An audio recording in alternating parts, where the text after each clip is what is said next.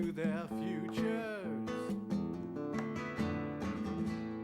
Soldiers speak out.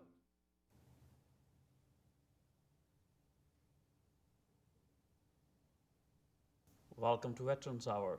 I'm your host, Zahid Chowdhury.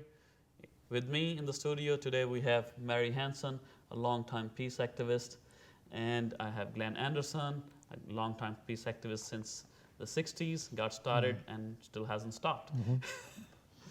So here we are today. Today's topic is the carbon footprint of United States military, or carbon footprint of the militaries of the world. How does that affect us here and now? Why, who is a substantial polluter on the planet?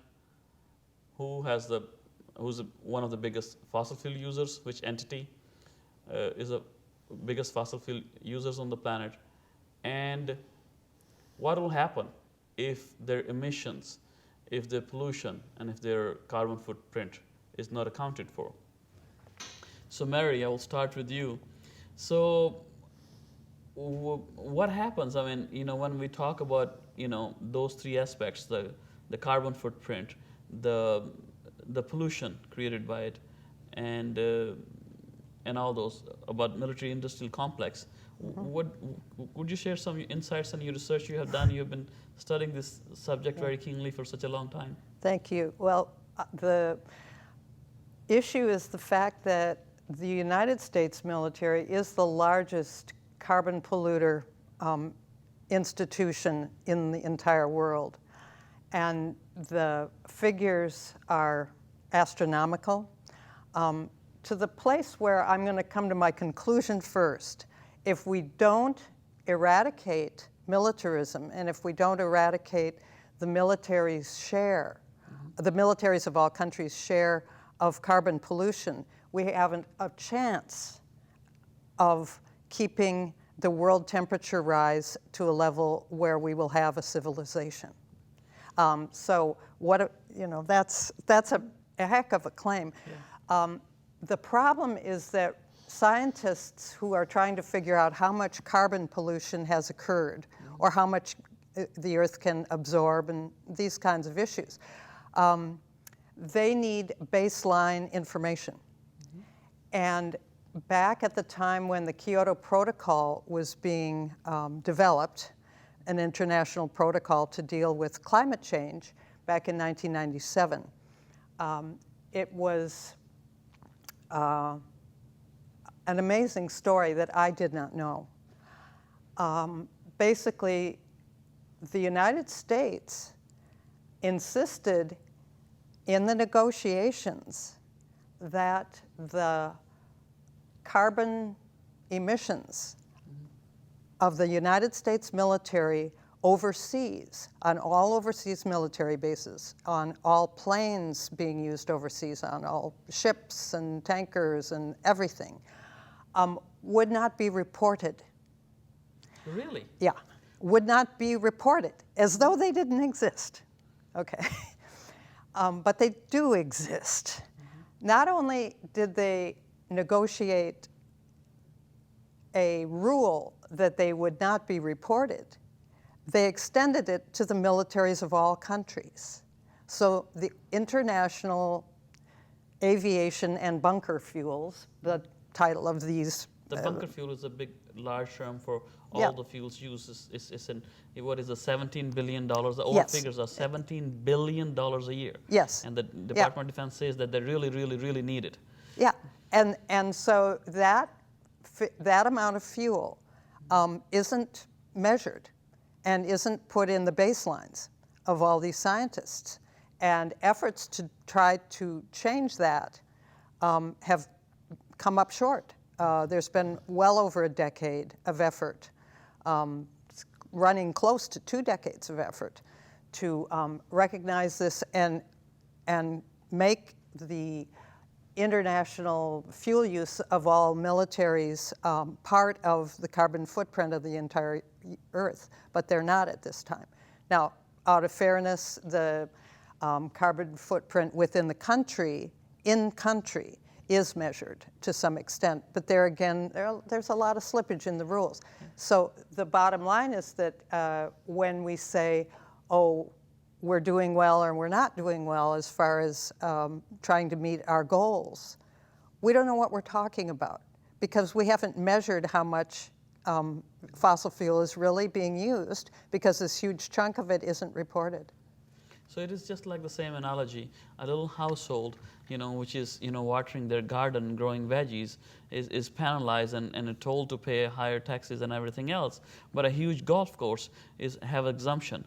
So here we're talking about the 800-pound gorilla. And so in Kyoto Protocol, did they secure the exemption? What was the exemption they secured? And what was the confidentiality clause? Well, the exemption was that international aviation and bunker fuels would not be counted if they were out of country. So that's basically, and once they fought hard, the United States, Stuart Eisenstadt is the name of the person who said all this to a Senate committee, so it's on the record. And it was Senator Chuck Hagel who worked then to, after getting this exemption written into the Kyoto Protocol, then convinced the Senate not to pass the Kyoto Protocol. So there it is. So internationally, from that time on, no country had to report this fuel use. And like you said, the United States is $17 billion a year worth of fuel, and that's probably a conservative figure because there are other exemptions for business and corporation and we bought it from these and those, and there's a lot of defense ways. Contractors and this exactly. Was it private, some private business contractors? So even that 17 billion probably doesn't really account for the total. A few years old. Yeah. So my question is, let me get this straight so I can understand it correctly. So first thing, there is an exemption clause that bunker fuel, 1,000 military bases nearly overseas. There are only 200 countries, so that puts a perspective. 5 bases on average per country, 5 cities, 5 countries. So on their sovereign territories. Right. But so they are exempt. But on top of that, there's for domestic, which we're supposed to report, there's a confidentiality clause. Right. So that is not correct. So how could we work for solutions? For correct solutions rather than false solutions, how could we, the people, really have an assessment or an idea when they have a confidentiality clause for the overseas fuel usage, and no, they have exemption, and they have for domestic fuel usage, they have exemption. Yeah. That is just. It's really crazy, and I think that the only logic that I come to is that people were recognizing that climate change was probably real, but they still wanted to make as much money as they possibly could. So now we have a situation which is really crazy, where we are building up the military to fight other countries who have a stake in the total amount of fossil fuels there are, the resource. So we're spending precious fossil fuels over who owns the resource and who profits from the resource, the dwindling resource of fossil fuels, which have to stay in the ground. Now, if you look at the figures, and I'm not going to go into it too much, just a perspective. In a general sense, if we, by 2050, do not seriously eliminate, I don't mean cut back, I mean eliminate the fossil fuel use of the military, we're going to miss even the most conservative climate change goals. So would it be fair to say the whole environment movement will be misled or will be led to false solutions and their energy spent or extracted, that if they do not work and include the carbon footprint, the fossil fuel usage, and the pollution, and the pollution worldwide, in international waters, in air, in soil, and all that, if they do not include that military's pollution and fossil fuel usage, and they don't pay the carbon tax, what good is it? It's so big that they can't see it. It's so hidden that they can't see it. We don't see the military bases all over the world. We see our own little neighborhoods. We really don't, it's not visible to us. And that is a horrific problem, because if it's not visible to you, then it's as though it doesn't exist. So my worry is that we are overwhelmed at this time. The money that's being spent on the military is finite. And so that money should be going immediately to mitigate what we know is likely to happen as far as climate change is concerned, to get ready, to get ourselves ready, to be putting up as much as we can solar panels. The one thing that makes me hopeful in this whole thing is that the rate of solar panel installation is faster than we ever expected it to be. And that's really good. But even with a very fast solar adoption, we will not be able to keep climate change to a livable level unless we recognize that the military is not the solution to conflict in the world. The military really is the problem. Thank you. Thank you. So you just said something about finite money for the military. For that, I will go to Glen Anderson and economic cost of the military. you. Glen, Yeah. what do you think? Well, do they ever have finite money? Because some people say they always get, the military always get. It's the schools, it's the healthcare, it's the people who suffer. Right. Well, I know within Veterans for Peace, one of the main principles within Veterans for Peace organization is that they want to make people aware of the real costs of the war, of war as an institution. And Mary has lifted up something that's otherwise hidden from us, that it's embedded in the deception about what's happening to the climate, and it leads to inadequate science, and it leads to suppression of knowledge. The more direct costs that people recognize are, it's expensive. Like you say, we got to spend the money on education, health, take care of the environment, all kinds of things that people really need. When money is diverted from those things to support killing and destruction, of course, the budget trade-off is huge, and the peace movement has been addressing this for decades and decades. I've been active in the peace movement since the 60s, and that was always an issue, that money we need is going to this other stuff. And it's been such a perennial problem that many people have just stopped paying attention to it, and it's still bad. It's about half, depending on how you do the calculating, it's roughly half of the discretionary budget that Congress gets to play with. Some Social Security is paid into through a separate trust fund. Interest on the national debt, that's already required.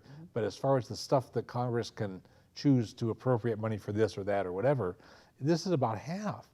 And so it skews the budget, it deprives the civilian sector, education, healthcare, natural resources, and so forth.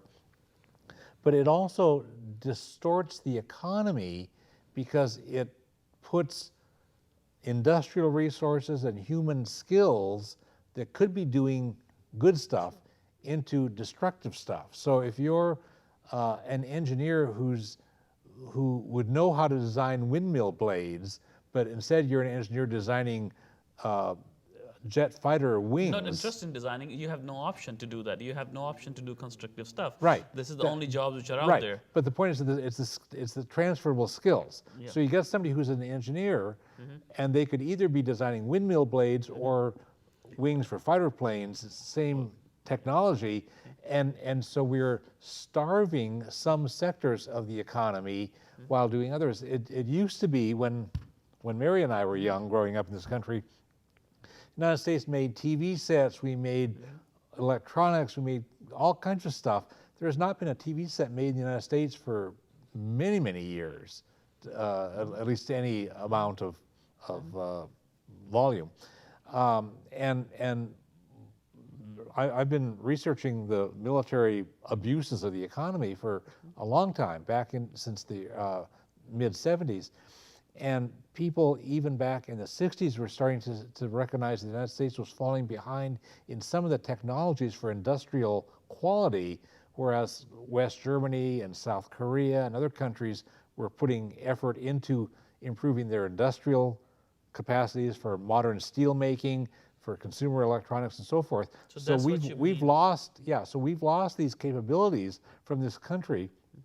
A lot of the skills no longer exist here because the giant corporations have shifted jobs overseas, but also because the military has shrunk the consumer part of our productive economy, the civilian part of the thing, and we've disinvested in efficient steel making mills and so people's forth. uses. And so it skews us, it skews the economy in systemic ways, and in some other ways that go beyond the scope of this program. But the point is that there are economic costs to war as a system that go beyond that. And then we've got people who come back from war disabled, traumatized in physical and emotional and other ways, who should be at the prime of their productive capacity in their careers, and instead of being productive citizens in the economy, they end up needing health care and other things, or they end up not being able to function in the economic world. And so we're losing productivity of people who should be economically productive citizens. I mean, apart even from the human cost of what it does to people, but so the economy is suffering in many ways because war has just captured the U.S. economy. Are there any secret costs of war? Well, some of these costs are hidden in that they're not really looked at, but and we've become sort of accustomed to it. It's like the frog in the water model that people talk about. You know, you gradually increase the temperature and it'll cook. Yeah. And so we're so used to this, but we don't recognize what it would be like to have a real viable civilian economy with productivity. Anyway, so we have those kinds of things. There are human costs that are hidden too. We not only traumatize our own people, but when we make war in some other country, we're traumatizing people. We're giving PTSD to people in the countries where we have drone wars. We're attacking civilian populations with drones, and there are little kids and all the way up through the age range of people who have been traumatized by horrible things that come out of the sky at them. So and we don't think about that in this country because it's happening someplace else. See, these are kids in Yemen, these are kids in Somalia, these are kids in Pakistan, in all kinds of places. But they're getting PTSD because of what our military is doing, because of our war mentality. And we've got people who are still dying from landmines that had been placed in other nations over decades past. We've got people in Vietnam being born with birth defects because of Agent Orange that we had used there to defoliate forests and farmlands in the 1960s and early 70s. And 18 million gallons of Agent Orange. It's amazing, yeah. And so we have poisoned other countries and deprived them of being able to grow their own agriculture. We're still causing birth defects and blowing off limbs from people. And the United States had not signed the landmine treaty. The United States refuses to take responsibility. In some ways, they'll be... Why? Is it the American exceptionalism at play here? Yes. This American exceptionalism is that concept that says there's something so special about this country that we really don't have to pay attention to international law, that this is like a shining beacon of liberty on a hill, and we're a beacon of liberty to the rest of the world, and so we somehow are entitled to boss everybody else around, tell them what to do, but we don't really have to obey international law ourselves. And so there are lots and lots of international laws where the United States is in violation. A number of treaties that we've never signed on to. There's a treaty, I don't remember the exact name of it, it's about the rights of the child. And there are two nations that had not signed on to it. One was, I don't remember which, it was like Somalia or one, it was someplace with bad human rights. And the other was the United States. The United States did not sign on because we reserve the right to recruit people into the military before they're 18. You know, there's You could be early, 17 and join earlier, earlier. and we didn't want other countries doing that. We never, you know, I mean, there's an international agreement about the rights of women that we've not signed on to. And there's lots and lots of, so that American exceptionalism, you know, there are people that really don't want to be part of the world community. And those are hidden costs of war, just like the way it skews the science and it inhibits us from solving the climate crisis that Mary's talking about. And so these are very insidious and hidden things, and they end up in a debilitating way, making us less good than the country that we ought to be. So the peace movement is not against the United States. We disagree with things that the United States government does, but we want this to be a better country, and the military is actually holding us back in many ways, in terms of economics, in terms of the science that, like Mary has said, in terms of dealing with the climate crisis, in terms of our role in the world, where the rest of the world sees the United States as basically a bully that does violence in all kinds of places. So we have reduced our own standing in the world as not something that people look up to, but something that people just fear, like a schoolyard bully. The schoolyard bully is not a popular person, not well liked. And I've been telling people for years that in the old Wild West, the most insecure guy out in the Wild West was the guy who claimed to be the fastest gun in the West, because everybody was gunning for that guy. And if you were like, if you said, I'm about the 83rd fastest gun in the West, nobody would be gunning for that guy. I see. But if you're bossing around the rest of the world and trying to dominate them economically, militarily, politically, in all kinds of ways, people are going to be gunning. People are going to want to fly airplanes into your skyscrapers. People are going to want to attack the Pentagon. The Pentagon itself on September 11th of 2001 was attacked. The very headquarters of the U.S. military gets attacked on that day. The nuclear weapons didn't save us, you know. A nuclear weapon? I mean, I don't it's- understand. so- I mean, we will detonate nuclear weapons on our own soil, let alone anywhere else. That's not a saving. That's it's a suicide. mutual destruction. Right, Suicide. it's suicide, yeah. But this is how it skews our thinking. The militarism of war skews our thinking in such a way that it just poisons our sense of logic, so that we have that. So anyway, speaking about territories, treaties, and our standing, treaties, COP20, COP21, Peru. What is your understanding of that? Well, unfortunately, my understanding of it is that it's a bit of a show, because the United States participates, and I think many of the participants are very sincere and talented, and you know, are really trying to do their best. But at the end of the day, if the Senate doesn't pass a treaty, then it doesn't go into force. So in the next meeting on global warming in Paris, called COP21, it will be in December, President Obama has already said that this will be voluntary. So what kind of show it is? Yeah. Let's put it. Let's Yeah. let's not sugarcoat it. Yeah. What do you think? What kind of show I it is? feel that what's been happening is that they've taken advantage of the ignorance of the American people, that the American people are a bit asleep at the switch, to be honest Why? with you. That Because it's on purpose to protect the interests of the oil companies and protect the interests of the military contractors. The military contractors make out both ways. For example, foreign aid is a good example of this. Now, if the United States sells a country, gives, quote unquote, say $3 billion to country X, and the deal is that country X has to buy planes, F-35s, for example, from a corporation in this country, then what they're doing is increasing militarism.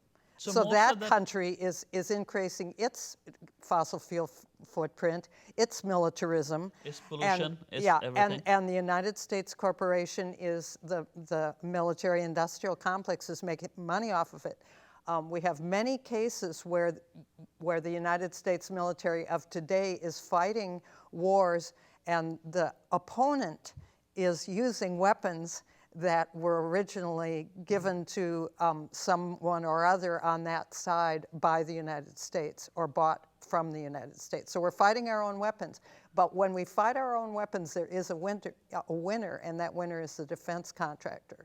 So between the oil and defense contractor sectors, they carry a big stick. They have over 1,000 lobbyists in Washington. So that's where the political system comes down, that with 1,000 lobbyists running around screaming, we've got to build up the military, we've got to build up the military, we've got to build we up the haven't built military. up military? Because my question know. to you is, since 1776, 239 years, we've been at war. Out of the last 239 years, we have been at war for 220 years, 222 years.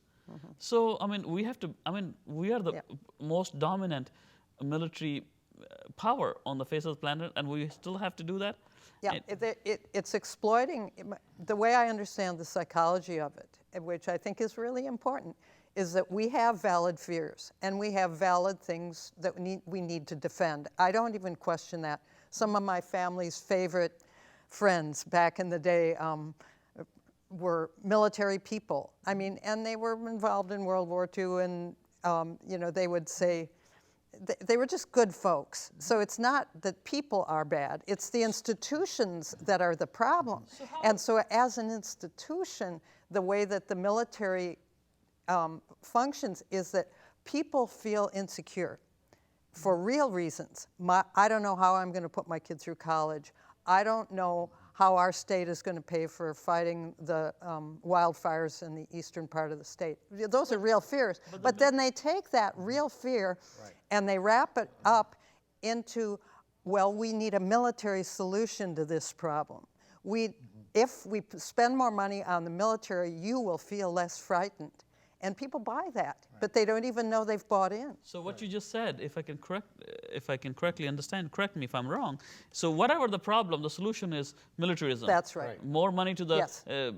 defense contractors, and most of that money, even when we give aid to other people, it stays in the Washington, D.C. beltway. It stays within the military-industrial complex, yeah, and it keeps bleeding. One example that I like to use from the movie Sense and Sensibility, and yes, I am a boomer and proud of it. They show this woman, this lovely woman, who has a horrible fever, and she's lying there, and they don't know if she's going to live or die. And there's this wonderful doctor who really cares, and he has a basin, and he puts it under her arm, and he carefully cuts into her vein and bleeds. They believed that bleeding people would make them better, and they were good people.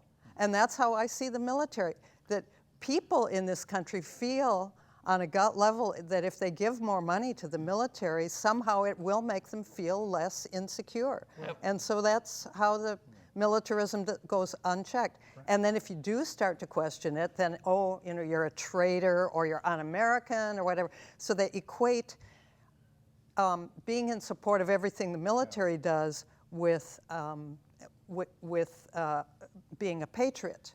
And I feel like Glenn and I are patriots. We care about the people of this country and the people all over the world and our true needs, our true securities, our true needs to defend a way of life that is healthy. Some of the fear that you're talking about is kind of, there are real things to be afraid of. Like you said, you know, am I going to be able to put my kid through school? How are we going to put out the wildfires, blah, blah, blah, blah, blah.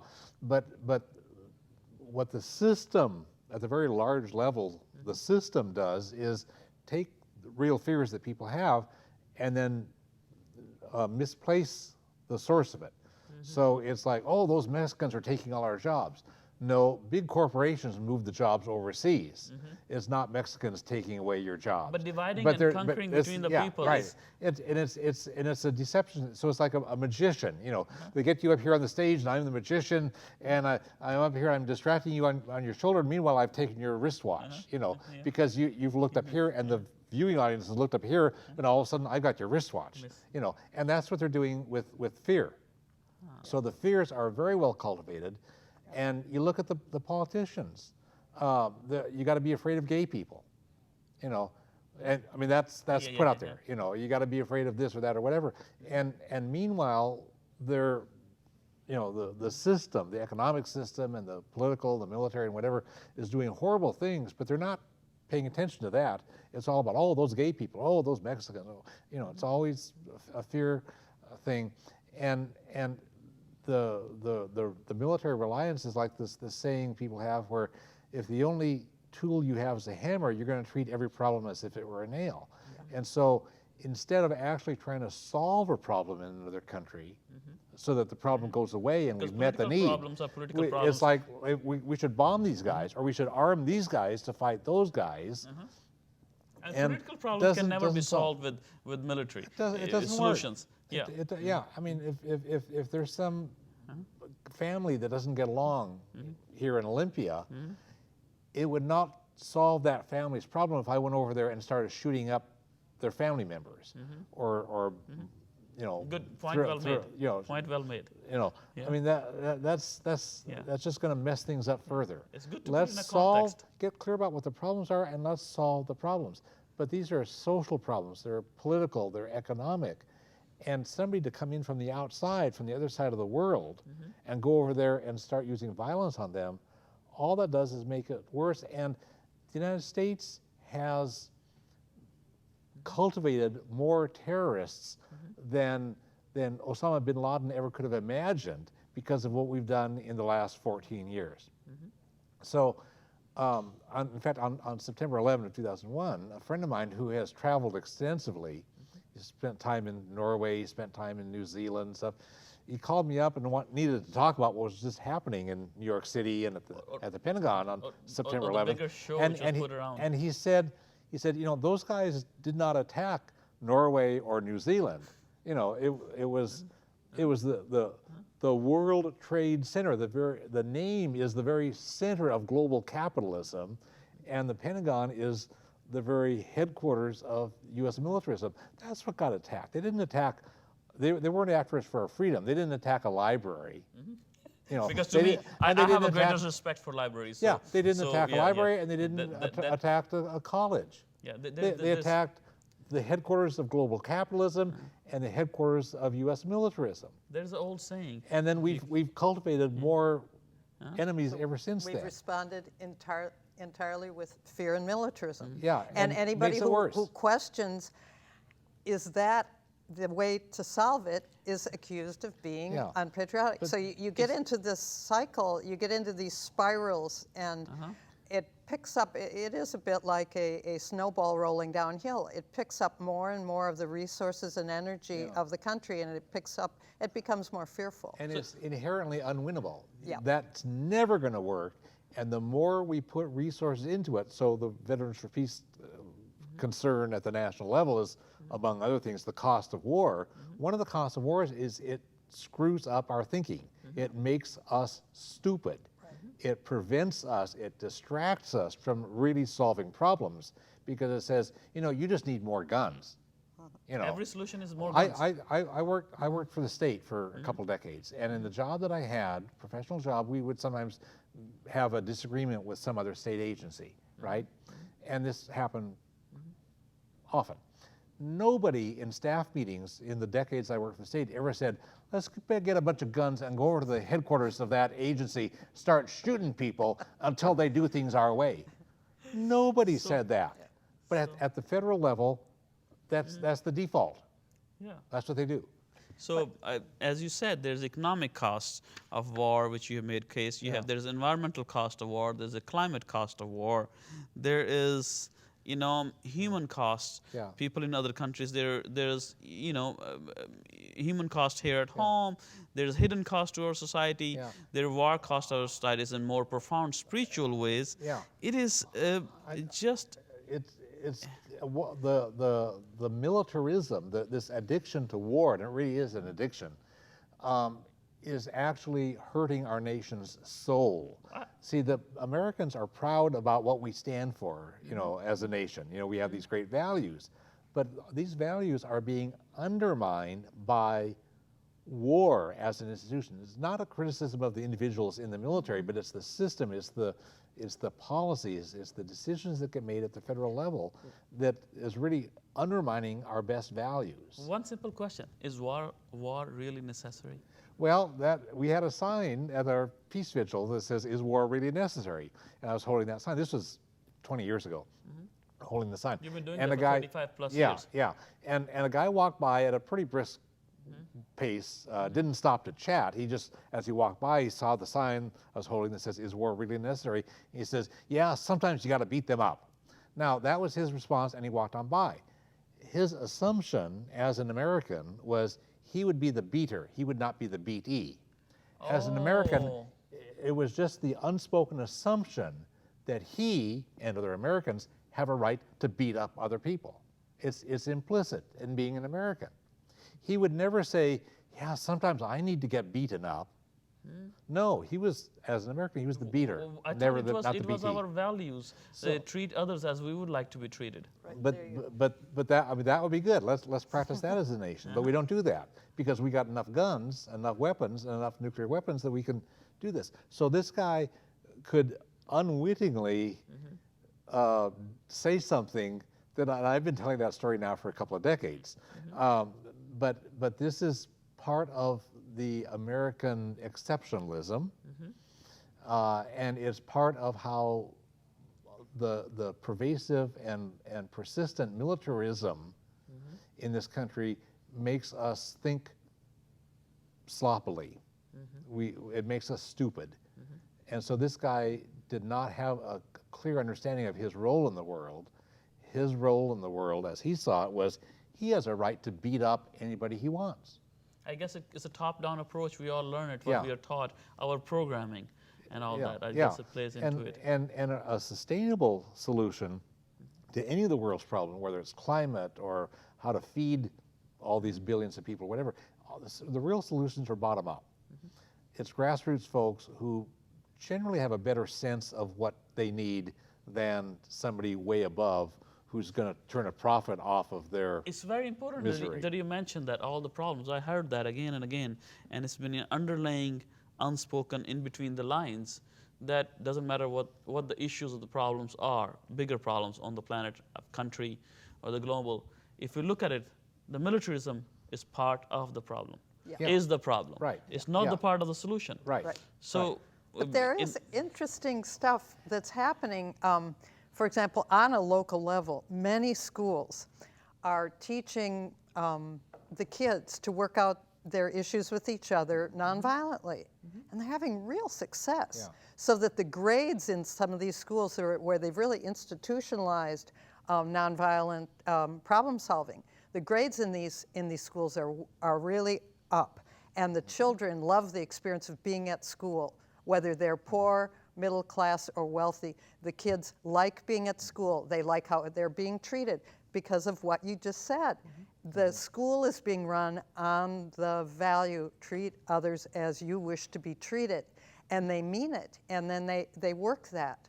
So there's a contradiction in the country right now that many of us who believe in peace really are actually happy to see developments like that, happy to see all the solar panels going up. So there is a counter to this, but the problem is, from my perspective at least, seeing quickly enough that we need to ramp it up, and that the amount of time we have, when we look at how much fossil fuel we can expend by 2050 and then by 2100, that we need to ramp it up. And we need to look at some of these things that are really, frankly, ugly, like militarism. And we need to demand more of not only our representatives, but also our institutions. If we can say to kids, what do you want to be when you grow up, you know, a lot of them just are frightened of the issue. They just don't even want to deal with it. And then they freak out when they're 15, 16 and say, well, I guess I better go in the military. Whereas if we can start earlier with them and develop their skills and their true interests and develop their nonviolent problem-solving skills, there's a whole universe of things that they can do that's valuable in the world. And that we can turn this culture around. I really believe it, and I believe it's happening already. I feel that there are pockets and places where we can do it.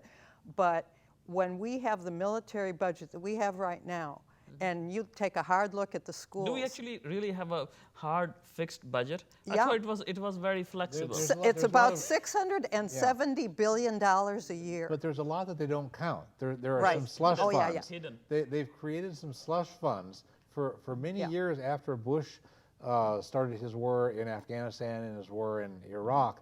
Those were ongoing wars, but they were treated as Yeah. as emergency funding, not really in the budget, and as you know, and so it was fictitiously exempted from the budget, and they're trying to get Obama and a number of people in Congress are trying to have a huge slush fund that would be apart from the budget, so they won't have to count it against the sequestration where they have to do a proportional So in a way- cutback.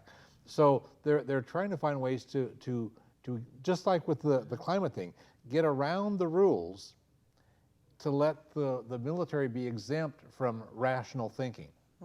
And the Department of Defense has never passed an audit. Federal law requires every federal agency to get audited. The biggest agency has never passed an audit and continues to refuse to be audited. Yeah, And they get away with it. They hide behind. They hide Impunity. behind Yeah, doing with they immunity, and get they away with hide it. behind national safety, Exactly. Yeah. national Yeah. security, and Yeah. all sorts of Yeah. other smoke and mirrors. And so that what that does is it defies the best values of because we believe as a society that we believe in democracy. We want a government that's accountable to we the people. We want to have transparency, and these are all values. But the militarism, the Ism. system, as an ism, as an ideology, ideology.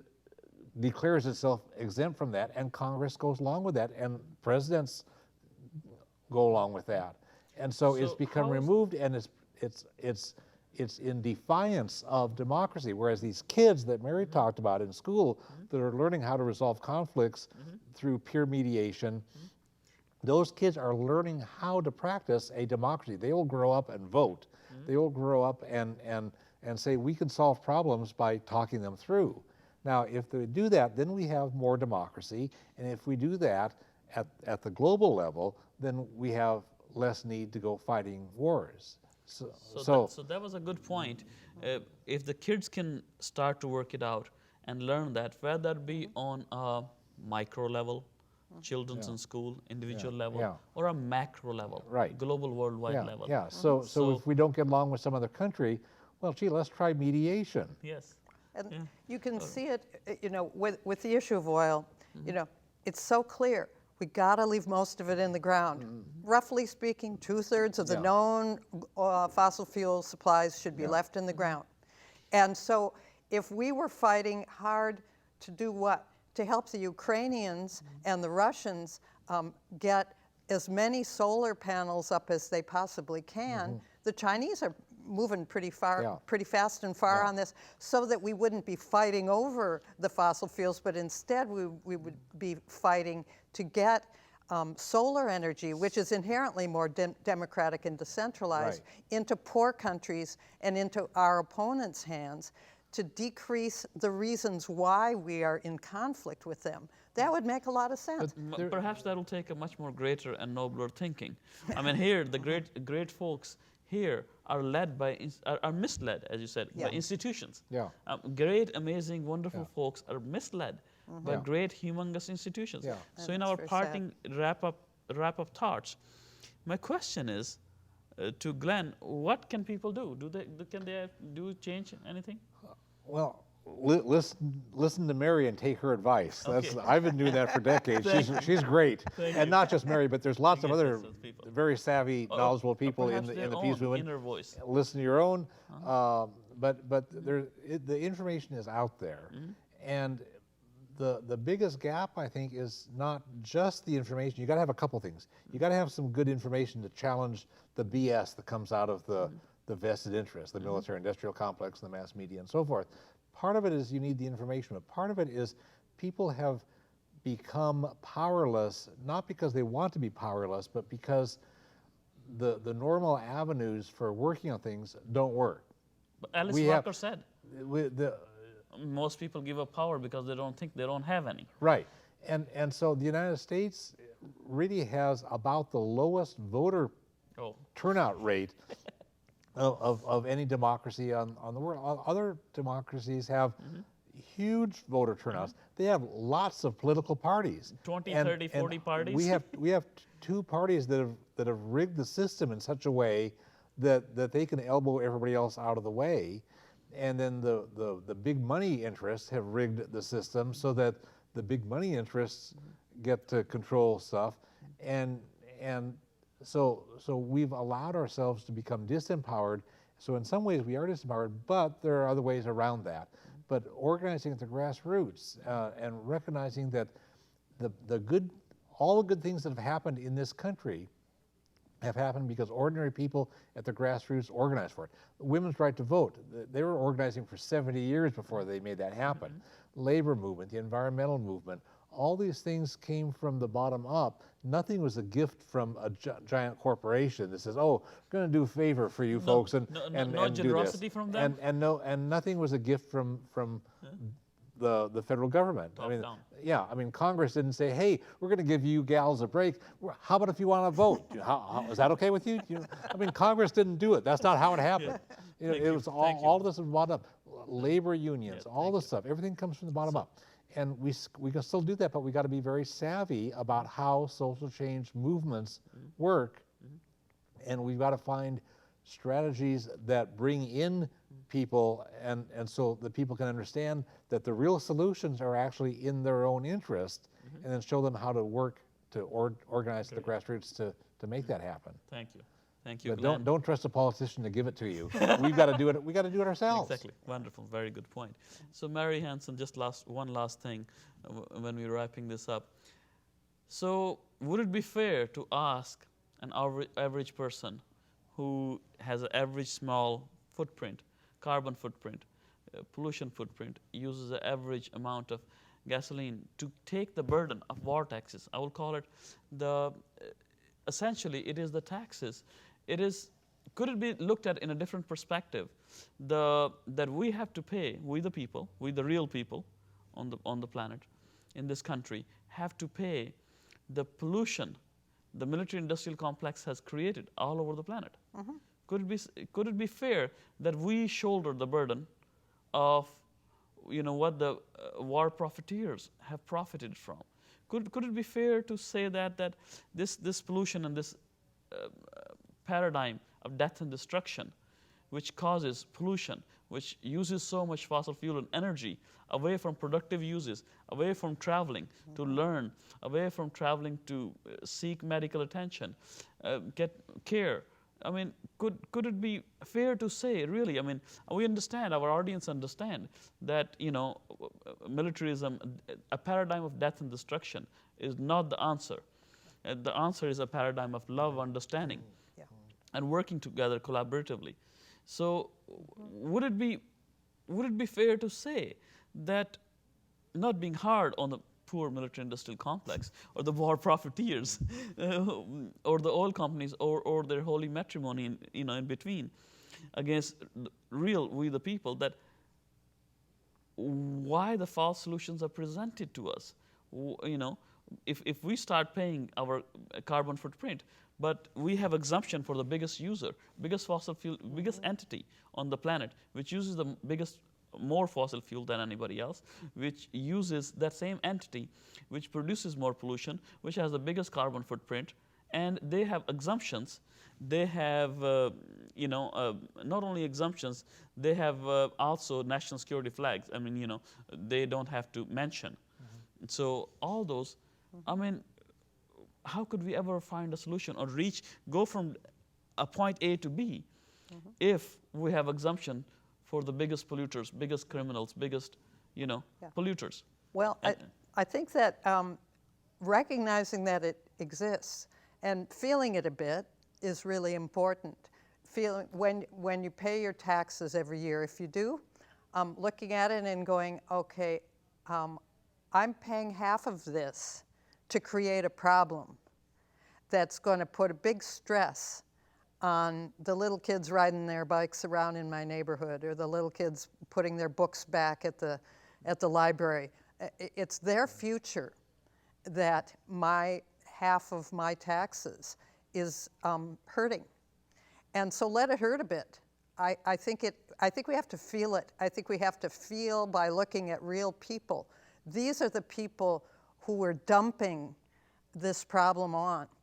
And that makes it a little easier, I think, to change what we can change in our own lives, not blaming ourselves horrifically, but I mean, yeah, having the smallest carbon footprint we can have, but recognizing our duty as a citizen to point out the big elephant in the room. And that was what, at one of these climate conferences, people made a big elephant and put out a leaflet saying, there's an elephant in the room. And, nobody's talking about the big elephant exactly. in the room. And so, the simple thing that you can do would be to write to your senators, write to your members of Congress, and just say in a real simple way, why are we spending so much on the military and exempting them from fossil fuel requirements? I really want my kids to have a good future, and I can't see how we get there this way. And just simple, heartfelt, and then you go to organizations. There's one called the United for Peace and Justice. Now they are on this, and the organization that you're with, Veterans for Peace, is onto this. There are other groups. I'm with the Fellowship of Reconciliation. I also work with the Ground Zero Center for Nonviolent Action. So I think that talking to environmental and peace action and peace organizations that we belong to and raising this issue and not beating people up and saying we got to take this whole new thing on, but actually saying we do have to take this on somehow, working with other groups, somehow forming a coalition, but we got to bring this issue up. It's been buried and it's got to be visible first. And then there's been work done for years on doing conversion, converting military to peaceful purposes. I mean, the stuff's on the shelf. Right. Nonviolence, there's stuff on the shelf. Right. So just picking that stuff off the shelf, making yourself an activist. You don't have to have all the answers. You don't have to tell everybody what to do, but do what you can in your individual, neighborhood, local level, and then put one eye on the big picture and let people know that you care about it. Well, and I think kids are part of the solution too, because we've been Yes. talking as folks with lots of years behind us, but little kids have a basic sense of what's fair and what's not fair. You can do something really unjust, and a 4-year-old kid will say, "That's not fair." Well, they know. Thank you, If Glenn. you make a mess, little have to kids clean. know you can't make a mess and leave it for somebody else to clean up. That's not fair. You got to clean up your mess. Oh, you mean the military industrial complex have to clean well, their I mean, mess? the kind I mean, of- you mean we don't yeah, have to pay any right. more war taxes? Well, We'll get a but peace the dividend? kids have a sense of this, and kids know that they're going to be living on this planet longer than old geezers like us. Yeah. And the kids are among the folks who feel disempowered because they know that it has been screwed up for them, and a lot of kids don't have much hope. So they need to take ownership of the problem because our generation has screwed things up, and they need to get ways to develop hope and organizing skills so they can organize the grassroots. because even little kids have a sense of fairness, and all the way up through various ages of youth ought to be at the forefront of these things. Thank you, Glenn. Thank you, Mary. I mean, I have 4 grandkids. Oh, You know, my. Caleb, Ava, Emma, and little beautiful child. It's from 6-year-old to 11-year-old, and it's just, you know, sometimes you look into eyes and you wonder, you know, what is the future we're holding for them. Thank you very much. And as you know, our beloved audience understands, the solution is we. Solution is between us. The answers are here, but the biggest polluter must clean up. The biggest fossil fuel user must need to tighten the belt, and the biggest carbon footprint holder must need to add up. Otherwise, we will be going down the false solutions. Thank you very much. Thank you, Mary Hanson. Thank you, Glen Anderson. Have a wonderful evening. Thank you.